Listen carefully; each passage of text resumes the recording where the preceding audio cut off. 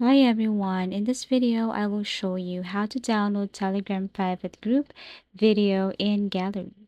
So first you just have to launch or open your Telegram application and make sure that you're using the latest version of this application here. Now let's just say someone sent you a video and it is from a private channel. Now, how are you going to save a video from a private channel? It's just so easy. All you have to do is to tap the video and you will see the share icon right here. You just have to click that one. Once you tap that, and then you will have options. And all you have to do is to tap save to gallery.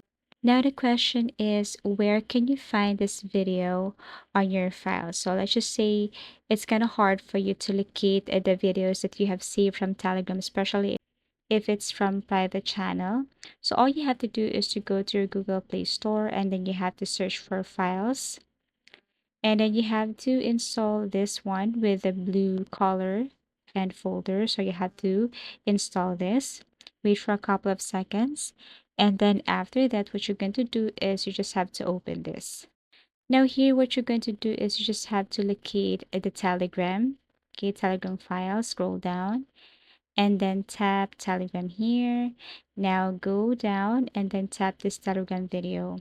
And then here you will see all the videos that you have saved from Telegram, even if it's public or private or from public or private channels. So you just have to scroll down and look for that. If you want to copy and paste it to a specific folder, like you just want to transfer it to download, or if you have a specific folder, you just have to click and then tap this the three dots, click copy to or move to, then create a folder, or you could just simply move to downloads so that it would be easier for you to locate the video that you have downloaded from a private group in Telegram.